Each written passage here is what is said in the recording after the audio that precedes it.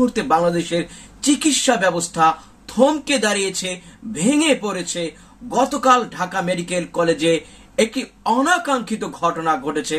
অভিযোগ উঠেছে চিকিৎসকের উপরে নাকি হামলা করা হয়েছে, মারধর করা হয়েছে।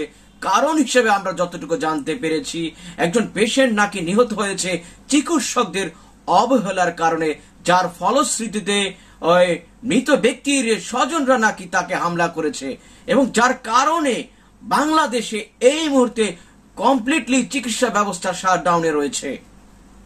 এখন আমি যেটা মনে করি, আসলে কি বাংলাদেশের চিকিৎসা ব্যবস্থা সঠিকভাবে হয় কিনা? আমরা জানি অনেক জায়গায় কিন্তু অভিযোগ ওঠে যে চিকিৎসকদের অবহেলার কারণে অনেকেই মারা যায়।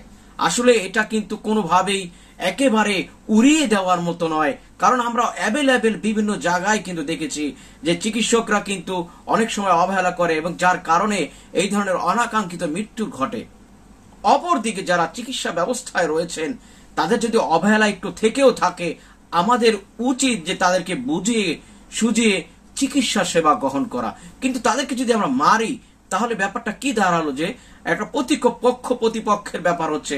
চিকিৎসক যারা রয়েছেন তাদেরকে আমরা বিপক্ষে হিসাবে নিয়ে গেলাম, যার কারণে কিন্তু চিকিৎসকরা কিন্তু ক্ষোভের কারণে যে ঘটনা ঘটে, যার বাস্তব প্রতিফলন কিন্তু আমরা দেখেছি। আজকে চিকিৎসা ব্যবস্থা শাটডাউন রয়েছে। আমি জরুরিভাবে দেশের সকল চিকিৎসকদেরকে আহ্বান জানাচ্ছি যে আপনাদের উপরে যারা হামলা করেছে, আমরা তাদের পক্ষে নই।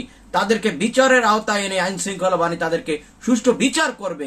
কিন্তু চিকিৎসা ব্যবস্থা একটি সেন্সিটিভ ব্যবস্থা, যেটার উপরে একটি অনাকাঙ্ক্ষিত ঘটনার উপরে ভিত্তি করে আপনি যদি সারা বাংলাদেশের চিকিৎসা ব্যবস্থাকে যে শাটডাউন করে ফেলেন, আসলে তাহলে ব্যাপারটা কি দাঁড়ালো যে একজন চিকিৎসকের কিন্তু এই ধরনের আত্মঘাতী সিদ্ধান্ত নেওয়া উচিত নয়।